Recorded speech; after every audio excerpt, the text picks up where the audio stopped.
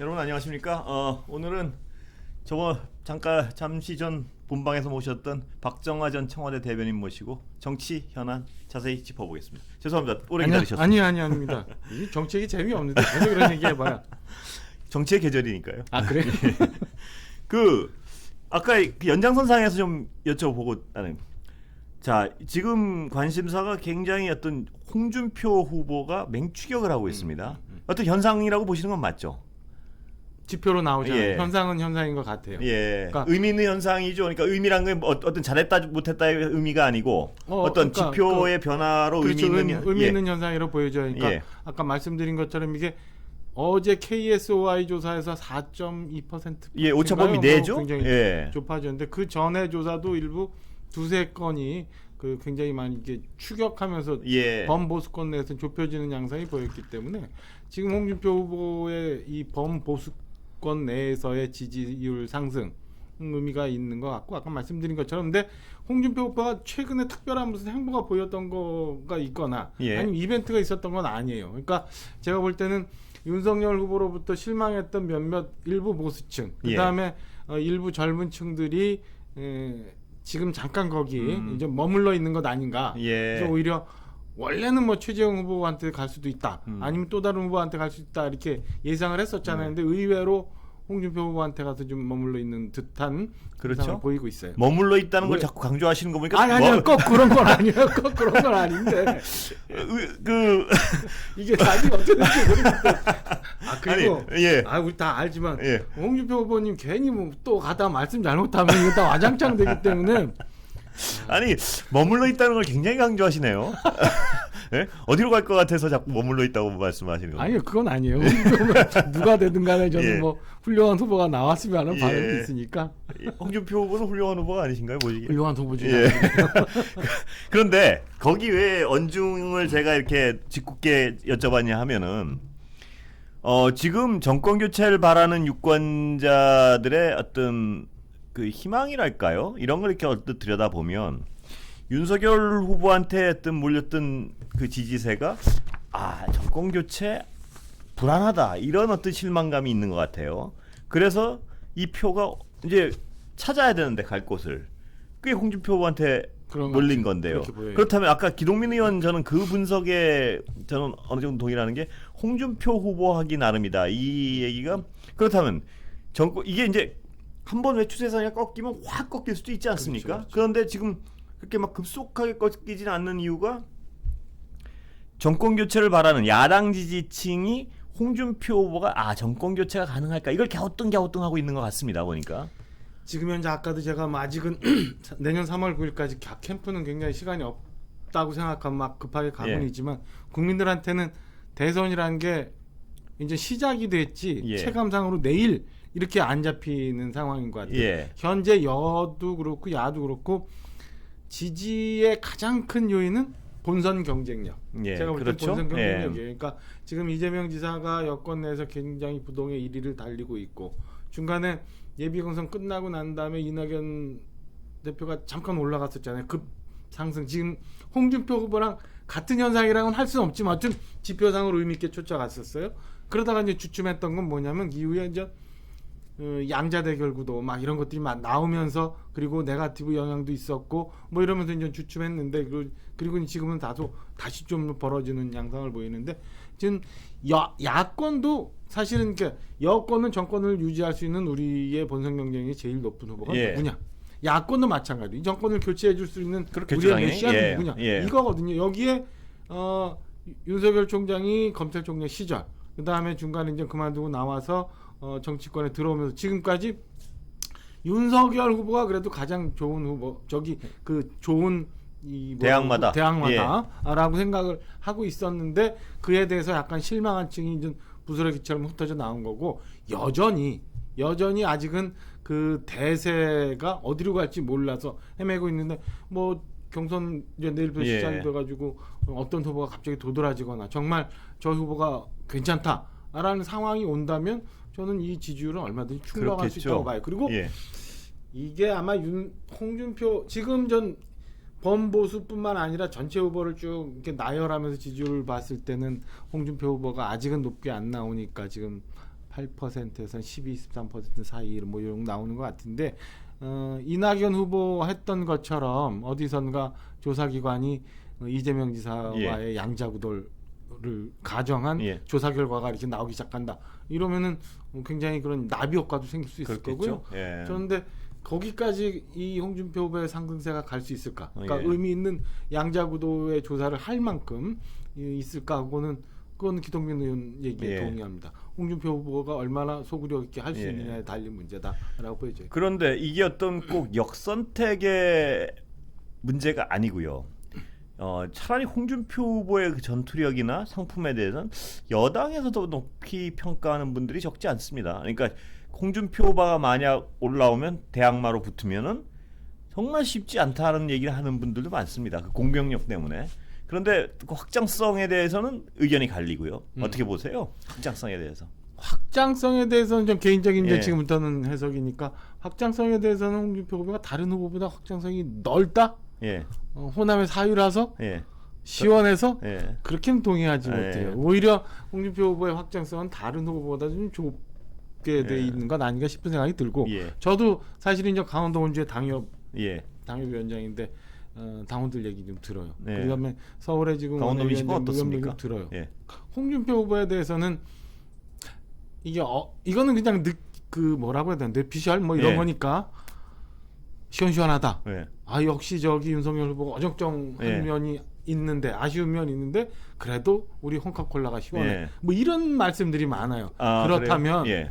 그렇다면 오히려 이게 그 실망한 보수층의 윤석열 후보에 대한 실망한 보수층의 일부가 홍준표 후보한테 많이 좀 가 있다가 훨씬 더 많지. 예. 그 샘플 수의 차이인 것 같은데 예. 샘플 수가 워낙 예. 작을 수밖에 없으니까 인구 구조상 뭐 광주 전남 지역에서 지나치게 많이 높이 나왔다 진보층에서 높이 예. 나왔다라는 거는 그냥 현상적으로 드러난 거지 이게 실질적으로 역선택을 통해서 홍준표 후보를 지지하고 홍준표 후보가 되면 아까도 쉬우니까 말씀하셨지만, 예, 그건 아니란 말씀이시죠. 한다. 예. 이거는 저는 무리한 해석 아닌가 싶은 생각이 예. 들어요. 그리고 진보층에서 말씀 주신 것처럼 홍준표 후보가 그래도 제일 그 괜찮은 그리고 경쟁력 있는 예. 후보라서 지지한다. 이것도 좀 무리한 해석 아닌가. 예. 제가 볼 때는 진보층에서 오히려 상대하기 쉽다 이렇게 오히려 속내는 그렇게 생각하지 않을까. 속내는 그럴 수도 있다 이 말씀이시죠. 저는 예.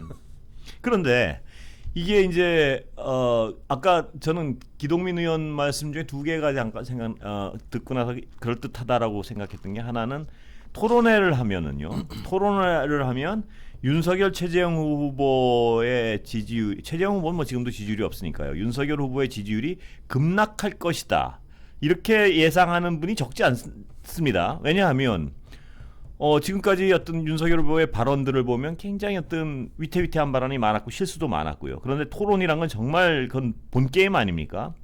그건 정말 미천이 다 드러나게 돼 있는데 그렇게 토론회를 진행하다 보면 예를 들어서 홍준표, 윤석열 이렇게 붙으면 뭐 아마도 원사이드한 게임이 될 것이다 이렇게 예측을 하는 분이 많고 또 굉장히 합리적인 추측입니다. 그건. 그런데 저는 거기까지 해서 홍준표 후보, 윤석열 후보의 지지율이 급락할 수도 있다 이렇게 생각했는데 아까 기동민 의원 해석에도 일리가 있다는 생각을 한 게 기저효과가 있다.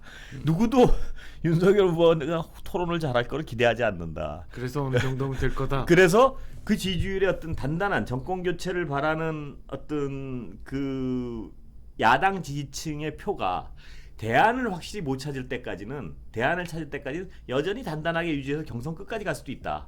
이런 해석을 하시더라고요. 뭐 아까 같이 들으셨지만, 예. 이제 사회과학 내지는 선거 결과에 대해서 나중에 다 엄청나게 많은 예. 분들이 분석해요. 언론도 분석하고 평론가들도 예. 분석하고 기자들 분석하는데 이게 다 해석학 같아요. 그럼요. 전 지나고 나서 다 해석. 그러니까 뭐 이전에 예. 뭐 어떻게 예. 되는 다 해석하기예요. 결과적으로. 근데 지금 보면은 제가 볼 때는 민주당이 한 두세 달 앞서서 지금 경선이 그렇죠. 시작됐죠. 예.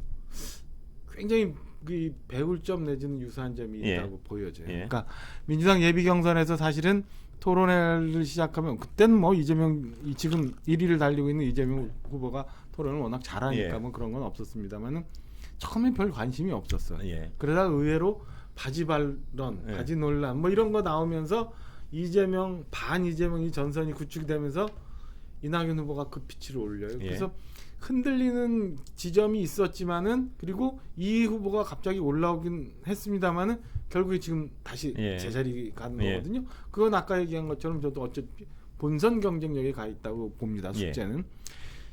국민의힘 경선도 어쩌면 그런 식으로 갈 수도 있지 예. 않을까. 예. 그러니까 전반적으로는 기동민 의원 얘기하는 게 예. 이제 동의한데 예. 이제 2위, 3위 후보들이 어떻게 하느냐에 달린 건데 토론회가 진행이 되면은 지금 민주당 토론회도 많이 진행되다 보니까 시청률이 한 1% 미만이라는 거예요. 관심이 매일매일 하는 토론회에서 관심이 없어지더라고요. 토론회에서 관심이 있는 거는 한두 번 정도?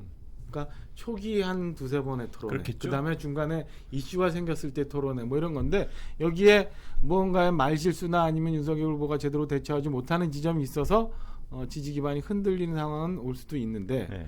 거기서 홍준표 후보나 다른 후보가 바짝 올라가서 모든 이 보수층의 지지기를 다 받아가지고 1위로 역전을 시킬 수 있는 상황이 올까에 대해서는 조금 더 지켜봐야 되지 않을까 싶은 생각이 여전히 예. 계속 있어요. 예. 아무리 들어도. 그래서 예. 어쩌면은 아까 그 기동민 예. 의원 예, 그냥 갈 수도 있다는 생각이 그럴 수도 있다라는 생각도 예. 들고 지금 일부 보수층 그다음에 20, 30대가 이제 홍준표 후보한테 이게 가 있는 기대는 이것도 반사체인 예. 것 같아요. 예. 그러니까 홍준표 후보가 발광제라서 홍준표 후보에 네. 대해서 아니, 굉장히 그게 짜게 평가를 하시네요. 아까부터. 그게 아니라 저는 시원한 무언가를 보여주셨으면 좋겠는데 그건 아니라 이렇게 가서 예.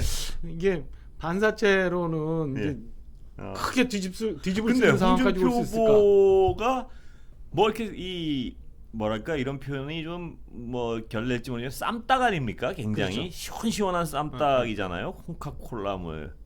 그러니까 이 지지자들 중에는 굉장히 어떤 시원해하는 분들은 그러니까 열렬 지지자가 있습니다 분명히. 강성 지지자 예. 있고요. 그게 이제 이념 스펙트럼으로 이렇게 보면은 우 쪽에 더 가까이 갈수록 홍준표 후보에 대한 열렬 지지층이 있는 것 같아요. 아 그렇습니까? 그러니까, 예. 과거 이미 대선을 한번 치렀고 예. 그 다음에 우리 당이 어려운 시절을 겪으면서 이제 당 대표도 했고 그때 당시 대선 후보도 예. 했기 때문에 그때 공고히 받쳐줬던 단단한 지지층 그게 어느 정도 있는 것 같아요. 그리고 그것 때문에 사실 홍준표 후보가 입당 하면서부터 바로 2, 3위 자리를 유지할 수 있었던 거라고 저는 해석을 합니다. 그래서 예. 이게 확장성이 확 홍준표 후보가 있었으면 좋을 텐데 예. 오히려 너무 거기에 매일 수 있는 걱정이 있어서 그래서 지금 나오는 얘기가 윤석열 후보 그러니까 정권 교체를 바라는 분들이 다른 대안을 못 찾으니까 이제 윤석열 후보한테 몰려 있는데요. 그런데 이제 문제는 토론회를 거치고 이러면서 윤석열 후보한테 더욱 예를 들어 그 지금 확신을 하지 못하는 중도층들이 실망을 하게 되면 네. 경선은 어쩔 수 없이 대안이 없어서 1등을 하지만 낮은 지지율로 이 여당 후보랑 분명한 어떤 격차가 나는 낮은 지지율을 유지하게 된다. 이게 이제 여당 사람들이 많이 쓰는 시나리오고, 그렇죠. 예. 그 분명한 지지율로 어떤 윤석열 후보가 경선은 이겼지만 낮은 후보로 머물게 되면 그때는 당내 지지층이 가만두질 않는다. 무슨 얘기냐면 후보를 흔든다. 예, 후보를 흔든다 당내에서. 그래서 새 선수의 등판을 판이 바뀐다. 네, 네. 뭐 그런 시나리오 어제 정봉주 전 의원도 여기 나오셔가지고 그러면은 그때 이 서울시장 오세훈 후보가 등판할 가능성이 적지 않다. 뭐 이런 얘기를 합니다. 어떻게 보세요? 그거는 뭐 죄송스럽지만 정봉주 예. 의원님 예. 해석인 것 예. 같아요. 그럴 가능성 별로 없다고. 제가 볼 때는 그러니까 홍준표 후보에 대해서 굉장히 박하게 우려스럽게 예. 생각하는 것처럼 우리 앵커님도 윤석열 후보에 대해서 굉장히 박하게 우려스럽게 아니 저는 생각하고 뭐냐 하면은 여기에 예. 정봉주 의원께서는 이게 그냥 막 돌아다닐 수 있는 얘기까지 얹혀가지고 오세훈이다 막 이렇게 가는 거 아닌가? 아니 이런 생각이 제가 윤석열 후보에 대해서 박하게 평가한다기보다는 그동안 취의선을 보니까 예를 들어서 걱정스러움이 예. 그다음에 토론을 하면 할 수 있을까 하는 생각이 든단 말이에요. 그러면 지금은 어떤 정권 교체를 바라는 분들이 대항마적 이미지 이 정권에 그걸로 머물러 있겠지만 계속 어떤 저 토론에 나와서 그리고 이제 아까 말씀하셨지만 제가 주목하는 거는 첫 토론이나 두 번째 토론은 굉장히 많이 볼 거예요. 윤석열 그건 보고 굉장히, 윤석열 보고 어떻게 하나 도대체. 그러다 거기서 이제 어떤 모습을 보이냐에 따라서 정말 많이 중요한 것 같은데 거기서 예를 들어서 사람들이 기대하듯이 그렇게 별로 토론을 잘 못한다면 사람들이 예상하듯이요. 그러면은 이 지지율이 여당이 갈 것 없는 어떤 마음을 붙잡은 추근되니까 남아있는 많이 이제 깎여 나갈 거란 말이죠. 그러면 어제 그런 분석 자체, 방금 제가 말씀드린 분석 자체가 꼭 화응되지는 않다 이런 생각을 하는 거죠 저는. 그 전에도 저희가 본 방송에서 한번 예. 오세훈 시장 관련한 그래서 그래서 얘기를 두 분이 했었는데 다 그때 가능성이 없다고 그러셨죠. 오세훈 저는 시장. 여전히 그렇게 생각을 해요. 그러니까 예. 오세훈 시장이 등판해야 되는 상황까지 온다라고 예. 하면은 대선 못 하는 거죠. 저는 그러니까 일단은 1,000만 정도에 대한 서울 시민들이 그리고 임기 인전 한 1년 정도 놔두고 새로 인전 입성한 오세훈 시장이 서울시를 그만두고 대선에 나와서 뛰어야 된다. 그리고 뛰겠다라고 하면 과연 서울 시민들도 어떻게 생각할지 그리고 나머지 우리 5천만 정도 국민들이 다 어떻게 생각할지 저는 굉장히 부정적일 거라고 봐요. 근데 그걸 주장하는 분들은 뭐냐면 이 정권 교체 지지가 지금 50%가 약간 넘지 않습니까? 50 예. 현재는 그러니까 여권 후보들의 지지율이 합하면 오히려 야권보다는 높지만 현재는 높지만 정권 교체에 대한 지수는 오히려 또 이제 더 높단 말이에요. 높죠. 그러면 그 정권 교체를 강하게 바라는 분들이 아까 오세훈 시장이 등장하면 굉장히 어떤 명분은 없죠 별로. 왜냐하면 경선 다 뒤집어야 되고 그래서 이제 안철수를 지렛대로 쓴다는 논리인데 안철수를 같이 합쳐야지 오세훈을 그때 그 명목으로 다시 어떤 경선을 한다는 얘기인데요. 근데 이 정권 교체를 바라는 그 여론 강한 어떤 열망을 가진 여론들이 나중에 정말 윤석열 후보가 안 된다는 판단이 됐을 때 그 절망감이 오세훈 후보가 등장하면서 급격히 분출될 수 있다 이런 해석이에요. 그 해석이 뭐냐하면 그 절망감을 어디 마음 갈 데가 없었는데 이거 뭐 어차피 진다는 만약 판단이 들면은 그러다가 이래서 저런 수가 있어 할 때 그 어떤 그 작은 구멍을 통해서 분출할 수 있다는 거죠. 예. 두 가지 한번 말씀드리고 싶은데요. 지금 말씀은 그러니까 하나는 이것도 뭐 개인적인 추측이지만은 이번 대선은 그 이제 현재 문재인 대통령에 대한 평가 내지는 반감 뭐 이런 것 때문에 정권 교체 지수율이 굉장히 높게 나왔고, 근데 여권은 이쪽에 민주당 쪽인 거고, 그래서 굉장히 박빙의 싸움이 될 거예요. 51대 49 뭐 아니면 이준석 대표가 얘기한 것처럼 뭐 5% 내도 어쨌든 굉장히 박빙. 그런 박빙의 선거 결과가 나오는데 여기에 아까 말씀드린 것처럼 무슨 얘기하려고 그러죠? 박빙의 선거 결과가 나올 텐데 후보가 누가 결정이 됐다고 해서 아까처럼 오세훈 시장 후보가 위험하다고 해서 오세훈 시장이라는 새로운 카드를 꺼낼 정도의 그분들이 표출이 돼서 그분들의 의견을 쫓아간다. 그러면 지금 국민의힘 지지율 그다음에 뭐 후보 개인의 지지율 합쳐서 저는 뭐 49%는 고작이고 한 뭐 그런 걸 시원하게 생각하는 우리 열혈 지지층, 그러니까 보수층의 열혈 지지층 몇몇 분에서 40한 2, 3% 정도 받고 무난하게 지는 게임이 되는 것 아닌가라는 생각이 들어서 오세훈 시장까지 등장해야 되는 그런 상황을 가정하면서 막 얘기하는 거는 제가 볼 때는 아까 말씀 주신 것처럼 정봉주 의원식의 해석 그렇게 됐으면 하는 시간 한번 그거 하나. 두 번째는 자 지금 정권 교체 지수가 이렇게 높은데 뭐 A라는 후보가 됐든 아니면 B라는 어떤 후보가 돼도 그게 돼도 지금 개인적인 후보의 지지율은 경선 결과가 나오기 전까지는 내려갈 수 있지만 후보가 결정되면 몰릴 것이다. 상황이 달라질 거다. 저는 그렇게 봐요. 그러니까 그것도 두 가지 점에서 승리가는 부분이 있습니다. 한번 경선 과정을 한번 그 국민의힘 경선 과정도 참 더 재밌을 것 같아요. 보면 민주당 경선보다는 시간이 좀 좁아요. 지금 8월 말, 그러니까 9월 초부터 시작해서 11월 초까지니까 2달 정도. 근데 민주당 그보다 좀 길었죠. 그래서 더 콤팩트 있게 진행이 되지 않을까 싶은 생각이 들고 또 하나는 아까 말씀드렸던 것처럼 좀 걱정스러운 새로운 두 인물 있잖아요. 관심이 가는 가시관은 두 예. 분의 후보가 과연 어떤 식의 예, 움직임과 맛을 흥미로워요. 들어갈까. 예, 그래서 흥미롭습니다. 저는 초기에는 좀 재미가 좀 있지 않을까 예, 싶은 생각이 그렇습니다. 듭니다. 예. 그리고 이제 가장 또 재밌는 건 저는 사실 어떤 검찰총장이 바로 대통령 후보가 된다는 데 대해서 굉장히 비판적인 사람 중에 하나이기 때문에 최재형 후보도 그렇고요. 그렇지만 개인적인 궁금함, 토론회를 어떻게 할까 하는 대단한 궁금함은 있습니다. 그거는 아마 저 같은 생각을 가진 분들이 많을 겁니다. 아마. 저도 굉장히 예. 궁금해요. 그러니까 윤석열 후보, 그러니까 최재형 후보는 토론회가 아직은 연상이 안 예. 됩니다. 근데 윤석열 후보 같은 경우는 저는 개인적으로 연상이 되는 그림들이 있어요. 가령 뭐 어디선가 이렇게 편안하게 막 얘기하는 예. 그런 식의 토론을 하실 듯한데 예.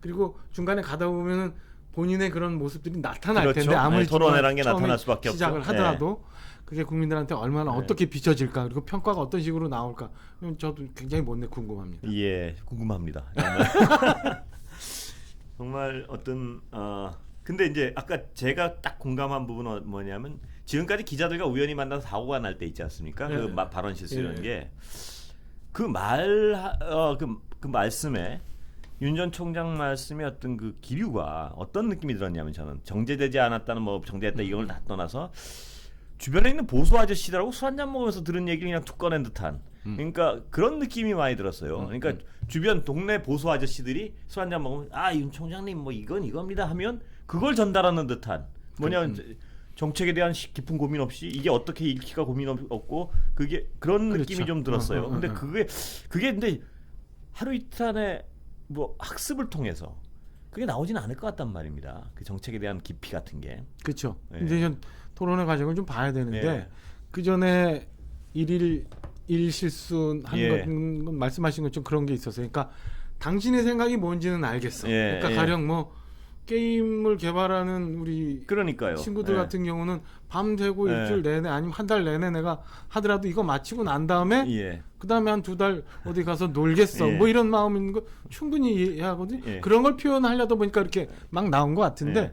저는 토론하다 보면은 그 하나하나 튀어나오는 말실수 아니라 본인이 갖고 있는 이 내면의 것들이 좀 반영이 돼서 표현이 되면 그러니까 아니 지금은 그런데 물론 그 부분은 그런데요. 그 일은 제가 말씀하신 대로 그런데 예를 후쿠시마 이런 발언은 뭐냐 하면 후쿠시마에 동의해요. 동의해요. 그거는 변명의 여지가 없이 철학의 부재예요. 그러니까 제가 보기에는 철학보다는 철학과 그 사안에 대한 깊이 고민하거나 아니면 깊이 내용을 파악하지 않았던 그것도 어떤 경험이 느낌이 있어요. 드냐면 술자리에서 어떤 동네 보수 아저씨가 일본하고 언제까지 그렇게 싸우기만 할 겁니까? 뭐 일본 방사능이 뭐 나오긴 뭐 나와요. 이런 얘기 듣고 그냥 배 타버린 듯한 느낌이 난단 말이에요. 그게 어떤 파장을 가져올지 전혀 어떤 그게 근데 그런 어떤 학습이 말입니다. 홍준표 후보가 맹렬했듯이 검찰은 정권 그 통치의 한 1%도 안 된다. 물론 근데 다른 부분 학습이 쉽게 될까 하는 강한 의구심을 가질 수밖에 없는 부분이 있습니다. 그 발언들 보면 아까 일자리 부분은 의도는 그거였다는 걸 저도 이해했어요. 뭐냐면 일본 후쿠시마 뭐는 그 뒤에 거는 굉장히 잘못됐지만 저는 네. 한일 관계 문제에 대한 물론 시작은 저는 거기서 한일 관계는 그게 그렇다고 어떻게 후쿠시마에 연결이 된다는 것 자체가 전체적인 토론 과정에서 얘기하면서 본인이 갖고 있는 속내의 표현들이 저는 글자 워드 바이 워드로 표현돼서 막 날아다니는 거하고는 조금 달리 국민들한테 소구될 수 있는 점도 있지 않을까. 조금 기대하시는 조금 거죠. 한번 토론회 하면 지켜봐야 될 것 같아요. 일단 한번 처음 두 번째 토론회가 어떻게 될지 한번 지켜봐야지. 그리고 최재형 후보는 지금 추세로라면 한 번 비상에 꿈틀하지도 못하고 그냥 소멸되는 어떤 찻잔 속에 태풍도 못 만들어보고 찻잔 속에 그러니까 그런 이제 분위기입니다. 숫자상으로 보면은 한 뭐 7, 8% 정도까지는 갔다가 10%의 고비를 못 넘기고 좀 떨어지고 있는 것 같은데 그리고 만약에 최재형 후보가 초기에 행보가 좀 아주 좀 스무스 나이스 했으면 윤석열 후보로부터 좀 빠지는 지금 홍준표 후보한테 간 표가 최재형 후보한테 갔을 텐데 현재 볼 때는 저도 좀 굉장히 안타깝게 쳐다보고 있어요. 그러니까 뭐 소멸돼가는 거의 이렇게 가다가는 과연 이게 경선을 원만히 끝까지 잘 그렇습니다. 이런 걱정까지 올 정도로 좀 그것도 그런 또 면이 다른 있어요. 의미에서 그분도 어떤 토론 어떻게 할지가 좀 궁금하긴 합니다. 아 그러니까 국민들한테 아직은 이분들이 좀 나와서 보여지긴 하지만 전체 모습이 안 보여진 네. 거니까 토론 몇 번 거치면서 본인들의 얘기들이 좀 나오지 않을까 싶어요. 예, 한번 지켜보시고 그때 다시 한번 봐야 될 것 같아요. 그리고 다른 문제 하나만 좀 네. 짚어보고 제가 윤희숙 의원 문제는 어떻게 돼갑니까? 어제도 잠깐 말씀하셨지만 여당으로서는 곤혹스러운 부분이 분명히 있는 묘수 같은데 야당의 입장을 먼저 정하셔야 되는 거 아닌가요? 그건 어떻습니까? 그거는 이제 어제 방송이 끝나고 예. 나니까 그런 생각이 들더라고요. 예. 야, 이 여야 관계가 굉장히 힘들었는데 예. 말씀하신 것처럼 윤희숙 의원 사퇴권을 여당한테 협의해달라고 가면 예. 얘기가 될까라는 예. 생각도 들더라고요. 근데 어제 아침에 최고위 끝나면서 완전 이준석 대표가 그런 예. 얘기도 했고 지금 언론중재법 이렇게 넘어가면서 당내 분위기도 보면은 일부 오늘 몇몇 보도들 하면은 당의 의견을 좀 모으려 하는 예. 그런 움직임도 보이는 것 같거든요. 저는 여전히 개인적으로는 개인의 의견을 좀 존중해줘야 되는 게 맞고 그게 표결 필요하다면- 통해서 사퇴시켜야 된다 이 말씀이시죠? 그게 필요하다면 야당이 의견을 모아서 예. 여당과 이거 처리해달라고 얘기를 하는 게 옳지 않나라는 생각이 듭니다. 그러니까 예. 어제도 얘기했지만 하나 딱 확인 못하는 부분이 있는데 서초갑 의원 유권자들이 절대 그건 안 된다라는 그걸 어떻게 객관적인 확인하겠습니까? 지표. 근데? 그거는 여론조사 기관이 그런 거 안 하나 몰라요. 딴 거는 많이 하면서 그러니까 윤희숙 그러니까 의원 지금 하나를 위한 여론조사를 아니 그러니까 국민적인 관심이 돼 왔고 이게 옳으냐 그러냐 하는데 서초 구민들과 갖고 한 500명 1000명 정도 조사해서 뭐가 옳다 딱 나오면 그 쉬울 텐데 그거 갖고 따라갈 건 아니지만 지금 객관적인 지표가 없는 상황에서 그런데 저는 그 과정 뭐 정치 쇼냐 아니냐 진정성이냐 아니냐를 다 떠나서 전 그 생각은 해요. 뭐냐하면 윤희숙 의원이 하는 저 방식이 맞는가에 대한 근원적인 회의가 있어요. 뭐냐하면 무슨 얘기냐. 분명한 거는 맨 처음에 건의가 조사 결과 발표했을 때 말도 안 되는 엉터리 발표라는 식으로 발표를 했잖아요. 몇 가지 말도 안 되는 엉터리 발표라는 입장이 하나 있었고 전에 어떤 여당에서 그런 부동산 투기 의혹이 있을 때 완벽한 투기꾼이라고 정의를 해봤잖아요. 본인이 양희원 의원한테 양이 뭐죠? 양희원영 양희원영 의원한테요. 본인이 그렇게 어떤 남을 대하는 어떤 그 규정을 아주 날카롭고 명백하게 했단 말입니다. 그리고 그런데 이 윤희숙 의원의 부친이 받는 혐의는 그거보다 결코 작지가 않아요. 양희원영 의원이 그 비교를 해보면 이쪽이 훨씬 커요. 보니까 그건 객관적으로 혐의 자체가. 그런데 그럼 본인에 대해서도 그런 잣대를 들이댔으면은 그 발표할 때 예를 들어서 양희원영 자신이 관여를 안 했다고 주장하니까 양희원영 의원의 잣대를 들이대면서 본인이 자신한테 그렇게 맹렬히 비판을 했다면 차라리 좀 모양새는 괜찮아요. 근데 그게 아니고 이게 만약에 엉뚱하게 내가 관여 안 한 것으로 드러나면 당신들 사퇴. 이거 엉뚱한 얘기란 말이에요. 뭐냐면 본인이 그렇게 냉정한 시각으로 남의 어떤 그 부동산 투기 의혹에 대해서 이렇게 비판을 했으면 상대방이 그런 어떤 잣대를 들이댈 때 그건 굉장히 정당한 잣대라는 걸 인정을 해야 되는데 그 잣대 자체가 굉장히 뭐 무도하고 이런 것처럼 화를 낸단 말이에요. 저 그건 아닌 것 같은데요. 예. 일단은 쓰는 어휘나 단어나 아니면 뭐 그런 어투가 굉장히 강했던 거에 대해서는 저는 논란의 여지가 있다고 예. 봐요. 차분하게 얘기해서 예. 되는데 왜 굳이 그랬나. 근데 그 과정을 보면은 1차 기자회견을 하고 난 다음에 일단은 이재명 지사 측 캠프에서 예. 사퇴쇼 예. 오라는 그러니까 본인은 그러니까 1차 기자회견은 뭐냐면 국회의원직에서 사퇴한다. 예. 근데 아버지 문제건은 문제가 없는 걸로 알고 권익위 조사 자체가 좀 애매했다 이런 예. 거고 2차 기자회견은 보니까 아버지 거는 좀 문제가 좀 있을 수도 있는데 예. 나하고는 전혀 관계가 없다. 예. 이렇게 되는 거잖아요. 예. 근데 그 사이에 무슨 일이 있었냐면은 그러니까 아버지가 세종시에 땅을 사서 농지법 위반 혐의가 있고 그다음에 주민등록법상 문제가 있고 이거는 객관적으로 뭐 그럴 확률이 굉장히 높은 걸 보여요. 그렇죠. 그러니까 95% 예. 이상. 근데 부친이 거기에 세종시의 다른 정보를 가지고 혹은 윤희숙 의원 등 아니면 제3자의 이 돈을 가지고 그 땅에 투기를 하러 들어갔을까? 이런 거는 저는 좀 추가 조사가 필요하다고 봐요. 예, 물론입니다. 두 번째 예. 더 큰 거. 여기에 윤희숙 의원이 KDI 예. 그 연구위원으로 재직을 하면서 내부 정보를 이용해서 아버지한테 그 땅을 사라고 했다거나 예. 아니면 내부 정보를 이용해서 그걸 어딘가 흘렸다. 예. 그리고 그 무슨 정보를 가지고 아버지가 땅을 샀다. 이런 거는 굉장히 논리가 비약이 많이 되는 그런데 부분이 제가 여쭤보는 그래서 예. 지금 윤희숙 의원의 2차 기자회견의 이 반응은 예. 그 사이에 있었던 지금 그 사이에 어떤 일들이 있었냐면 이재명 지사 측에서 사퇴 쇼한다고 예. 했고 나머지 여권 주자뿐만 아니라 여권 다 중진위원들 다 들어가지고 KDI 하면서 내부정보 이용한 투기꾼이다. 예. 가족이다 투기 집안이다. 예. 뭐 이렇게까지 갔어요. 아니 그러니까 근데 제가 여기까지 여기까지 그러니까 아버지가 농지법 위반하고 주민등록법상 위반한 건에 대해서는 개연성이 많이 높다. 예. 근데 이게 전체적으로 엄청난 이렇게 내부 정보를 이용한 투기꾼, 투기 집안까지 가는지에 대해서는 아직 확인이 안 된 부분이에요. 그러니까요. 제가 바로 그 부분을 얘기하는데 그러니까 예. 나는 제가 볼 때는 윤희숙 의원이 이걸 왜 나는 진심인데 왜 쇼라고 하냐. 그리고 그러니까 몰아가면서 반응할 수 있다고. 아니 저는 개인적으로 그런 반응을 할 수 있는데 제가 어. 얘기하는 본인이 어떤 다른 사람의 의혹을 제기할 때는 이렇게 맹렬하게 규정을 하고 단정을 해서 제기를 했단 말이에요. 그러면 본인은 만약 그게 아니라면 억울할 수는 있겠지만 상대 진영에서 자신에 대해 그렇게 비난할 때 그거에 대해서 그 의혹 제기 자체에 대해서 뭐라고 할 수는 없는 거예요. 그거는 그렇지 않겠습니까? 이런 어떤 의혹을 제기할 만한 근거들이 있으니까. 근데 이분은 윤희숙 의원은 의혹 제기 자체를 당신들 내 의혹이 뭐 수사를 통해서 확인이 안 되면 사퇴라는 식으로. 왜냐하면 본인도 충분히 확인 안 된 상태에서 의혹을 제기했거든요. 명료하게. 예. 윤희숙 의원이 여당 의원들 권익위 조사가 다 나왔을 때 특정 의원들 대상으로 해서 양이원영 의원한테 분명한 엄청나게 비난을 그렇죠. 했잖아요. 예, 그렇죠. 근데 이상하게 그래서. 비난은 못 봤는데. 그래요? 근데 아까부터 우리 대변인이 약간 그 뭐랄까요? 불리하시면 아니요 전혀 그게 아니라 아니 그랬었어요. 그러니까 양이원영 의원에 대해서 혐의가 안 나왔을 때, 그러니까 국민권익위 발표를 딱 보고 투기의 귀재라 그랬나요? 그것도 부모님, 그 어머님인가가 어떤 부동산 회사에 기획부동산에 속았다는 그런 사안에 대해서.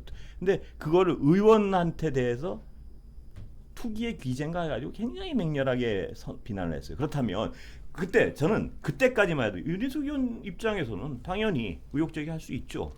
이 정치권이 검증의 대상이니까. 근데 본인에 대해서는 더 작지 않거든요. 이 혐의 사실이 부친의 혐의 사실이. 그런데 거기에 대해서 윤희숙 의원이 연관됐다고 의혹을 제기할 수 있는 여러 근거들을 대고 있어요. 의혹 제기란 말이에요. 그거에 대해서는 절대 불가하다는 식의 얘기를 하는 것 자체가 약간 잣대가 너무 자기중심적이 아닌가 하는 얘기를 여쭤보는 거 하나거든요. 그건 충분히 이렇게 말씀하실 수 있는데 들으면서도 저는 여전히 그게 똑같이 비교할 수 있는 거니까. 그리고 윤희숙 의원이 1차 그러니까 권익위 조사 결과가 나오고 지금까지 그 여권에서 공격한 건이 그냥 있을 수 있는 의혹만 갖고 했는지 아니면 전혀 관계가 없는 것까지 붙여서 이렇게까게 어떤 부분이 전혀 아까 말씀드린 것처럼 저는 보세요. 그 부분도 의혹을 제기하는 쪽에서는 충분히 자 80대 노인이 3,000평이 넘는 땅을 샀는데 끊임없이 올랐어요. 2배 이상 적어도. 세종시 땅이 2배 이상 10억이 차익이 발생했다는 거 아니에요? 2016년 사서 지금 2021년이죠. 10억. 지금까지 와서 2배 이상 안 된 땅이 그 후에 있을까? 개발 정보가 계속 터져 나왔어요. 또 산다는 그 전에 이미 발표가 됐고 입지가 됐다는 거 아니에요? 그런데 의혹을 제기하는 측에서는 농사를 짓겠다고 내려간 건 절대 그 부친의 입장에서 아닌 것 같단 말이에요. 그건 뭐 당연한 의혹 제기인데 그때 KDI에 근무를 했으면 의혹 제기하는 쪽에서는 당연히 당신이 여기서 왜냐하면 LH 사태 때도 내부에 도는 풍문이란 게 있으니까요. 그걸 가지고 땅 투기를 한 거 아닌가요? 그럼 윤석열 의원도 어디서 듣고 아버지한테 전달한 거 아니야? 이런 의혹은 전달한 거 아니야? 라고 물어볼 수 있죠. 해명해야죠. 전달한 거 아니야. 그런데 윤석열 의원은 그거 하니까 그 단계를 지나서 여기는 여권에서 하는 그 단계를 지나서 해명하라가 아니라 이렇게 했으니까 당신은 부동산 투자 집안이야. 본인이 그걸 한 거예요. 뭐냐면 그 양이원영 의원 때 권익위의 발표가 나오니까 투기의 기재라고 규정을 해버렸어요. 이 의원에 대해서. 그러니까 그런 잣대라면 의혹이 정치권이 검증이 가능한 어떤 판이고 그럼 본인이 그렇게 딱딱 규정을 해서 칼로 자르듯이 규정을 할 정도로 맹렬한 비난을 한다면 남이 이 정도 의혹을 가지고 이런 의혹 제기하는 거에 대한 절대 어떤 이런 식으로 반응하면 안 되지 않느냐는 게 제가 본 어떤 느낌이었거든요. 본인이 예를 들어서 양이원영 의원 때 이런 의혹은 충분히 가능한 의혹 아니야. 당신이 여기 관여했다는 이건 의심스럽다. 이 정도의 표현이었으면 그걸 문제 안 삼았을 거예요. 이런 태도에 대해서. 근데 본인은 상대방의 어떤 아주 작은 혐의에 대해서 칼같이 규정하고 프레임을 딱 걸었다고요. 투기의 규제라고. 근데 본인에 대해서는 당신 KDI 해가지고 뭐 집안이 다 투기한 거 아니야? 이러니까 굉장히 분노하고 이상한 프레임. 뭐냐면 내가 이거 증명해내지 못한 당신 사태 엉뚱한 대로 튄단 말이에요. 이게 과연 정당화될 수 있을까? 뭐냐면 제가 보기에 그게 정당화되려면 그때 일단 그렇게 규정했으니까 자신도 그렇게 된다는 걸 인정을 하고, 그죠? 뭐 검증은 있을 수 있다. 의혹제. 그럼 한번 나는 정말 절대 관여하지 않았지만 검찰 수사하고 변호사 끝까지 지켜보시라. 이 정도 반응 미안하다. 그러고 아버지 거는 내가 몰랐다. 이 정도 반응에 끝나야지. 거기다 대고 말 같지 않은 얘기를 의혹을 제기하는 당신들 내가 만약 안 들어오면 사퇴하고 거꾸로 그게 과연 이해가 되는 태도인가요? 뭐 저는 그 부분이 약간 갸우뚱스럽더라고요. 저는 뭐 아까 조사 얘기 이게 윤희숙 의원만의 특이한 이게 본인의 정치라고 하는 거니까 그리고 본인이 그걸 또 결백하다고 얘기를 하는 거니까 잣대가 들인 부분은 저는 일단 문제를 삼는 거고요. 뭐냐면 뭐 그렇게 보시면 예. 그럴 수 있는데 양이원영 의원이 특수본가 결과 아직 안 나왔죠. 우상 의원은 좀 무혐의로 나온 것 같아요. 안 나왔나요? 아직 안 나온 걸로 알고 있어요. 그러니까 그때 당시에도 역시 그래서, 의혹 아닌가요? 의혹. 지금도. 근데 그거는 나중에 그 조사 결과를 좀 보고 나서 아니 그게 아니고 이미 조사 결과가 안 나왔을 때 상대방에 대해서는 규정을 그렇게 한 분이 자신에 대해서 의혹을 제기하면 그럼 규정할 수 있지. 그러니까 양이원영 의원 건에 대해서는 지금 말씀하신 것처럼 그런 부분이 있을 수 있어. 그러면 관계없는 다른 사람들의 반응은, 그러니까 이재명 지사 캠프, 그다음에 그 건에 대해서 심하게 얘기했던 정치란 것이요. 몇몇 의원들은 그러니까 정치라는 게 언론도 말입니다. 언론도 아니 그거는 하는데. 제3자가 언론도 의혹을 제기했어요 많이. 그게 과연 그럼요. 의혹은 제기할 수 있는 거예요. 그게. 해명하라 이게 뭐냐라고까지는 갈 수 있지. 근데 여기에 이 과정을 건너뛰어서 당신은 무슨 부동산 투기고 제가 얘기한 이렇게 가는 건 좀 과한 거 아니냐. 본인이 그런 식의 규정을 해왔단 말이에요. 그러면 그런 다른 진영에서 자신한테 그런 규정을 할 때 그냥 미안하고 조사 지켜보자. 내가 증명해내겠다. 이렇게 해야지. 본인은 화를 내고 있잖아. 자신은 그렇게 규정을 해놓고 남에 대해서 그 부분의 어떤 위선성에 대해서 저는 좀 말씀을 드리는 거예요. 그러니까 양이원영 의원에 대해서는 만약에 그러니까 제가 또 안 봤다니까 윤희숙 의원이 그랬으면 윤희숙 의원 그거는 뭐 잘못한 부분이라고 봐. 근데 이 나머지 이거를 제3자도 제기할 수 있는 거 아니에요? 정쟁으로 만들기 위해서 몰아갔던 분들은 저는 윤희숙 그리고 의원한테 지금 그렇게 나타나고 있는 현실 자체가 사퇴쇼라고 비난하는 쪽 굉장히 섭섭겠죠. 만약에 본인이 진정하다면. 그러나 지금 나타나고 있는 현실은 아직까진 그런 모양새로 흘러가고 있잖아요. 합의돼서 사퇴서 냈고 합의대로 방도 뺐고 그다음에 무슨 세비도 반납한다고 했고 그럼 어떻게 더해요? 정치권이 결의해서 사퇴를 하는, 왜냐하면 거기서 사퇴쇼라 그런 건 결국 사퇴를 못 시킬 것이라는 평가 아래 이런 행위를 했다고 비난하는 거거든요. 그러니까 그것도 저는 잘못된. 근데 정치란 게 상대에 대해서 어떤 의혹을 제기해. 근데 여당 입장에서는 그 사람들 얘기하는 걸 들어보면요. 저 사퇴한대 계산 다 해서 한 거야 라는 의혹을 제기할 수 있어요. 왜냐하면 지금 벌어지고 있는 이 현실이 그러니까. 지금 사퇴시켜주면 되잖아. 그렇죠. 그러면 사퇴시켜주는데 왜 안 시켜줘? 그러면 달라요. 제가 궁금한 거는 두 가지인데, 하나는 4년이 넘는 동안에 그렇게 목이 메이도록 대한민국 동해물과 백두산이 마르고 닳도록 적폐청산하자고 하고 그렇죠. 여당도 어긴 궁색해요. 잘못된 관행 없애자고 했는데 국회의원은 뭐 안 될 걸 늦게 오세하는데 못할 걸. 여당도 궁색한데 야당도 없애면 되지. 문제는 뭐냐면 이게 또 정치적으로 이용당할까봐 여당은 걱정하겠죠. 뭐 정치니까. 그런데 그렇다면 여당도 그런 요구는 하는 거 아니에요? 야당이 당신들 태도를 분명히 해서 사퇴가 옳다고 생각하면 당신들 해서 가져오. 우리는 사퇴시켜주겠다 이거 아니에요 지금? 야당 의견 모여지고 있는 것 같아요. 저는. 그래요? 그러면 이제 그래서 그러면 여당 이게 우리 같이 일했던 국회의원인데 그리고 국회의원은 뭐 마음대로 못 나가니까 어떻게 하든 그냥 임기 끝까지 갈 수 있어. 이런 거 말고 정말 잘못한 부분이 있거나 아니 국민적 의혹이 있어서 확인이 돼야 되는 부분이 있고 일시적으로도 정치적인 책임을 져야 되는 상황이 있다면 그렇게만 정리되면 해주죠. 그 왜 안 해주겠다는 건지 잘 모르겠어요. 여당 얘기는 제가 여당 쪽에 한번 여쭤볼 테니까 야당 쪽에다 뭐 어떻게 할 것인지 한번 물어볼게요. 물어보세요. 예, 저는 그래서 답이 그래서 나오지 어디 가면 늘 그래. 네. 왜 그거 처리 안 해줍니까? 나는 야당이 이런 건에 그렇게 하실 것 대해서는 같으면 저한테 전화 좀 주십시오. 문자 좀. 제가 달았어야 되는데. 제가 그 문자 딱 받으면 방송해드리겠습니다. 알겠습니다. 예, 야당에서 사퇴 결의 투표로 받아들이겠다. 예, 알겠습니다. 뭐 제가 박 대변인님한테 윤희숙 의원권을 여쭤본 거는 궁금해서요. 아까 그러고 아니, 충분히 있을 수 있는 그리고 궁금증이. 본인도 저 반응에 약간 어떤 위선성 저는 그런 게 느껴져서 약간 여쭤봤던 거. 그러니까 이게 남을 공격할 수도 있고 규정을 할 수도 있는 것 같아. 정치에서는 의혹이 있으면. 그러나 그 잣대가 본인에게도 똑같아야 되는데 본인에겐 전혀 다른 잣대를 들이댈 때 그건 그때는 고개를 갸우뚱하게 되죠. 뭐 근데 한번 어떻게 진행을 한번 보겠습니다. 네. 예. 오늘 다시 한번 감사합니다. 고맙습니다. 예, 감사합니다.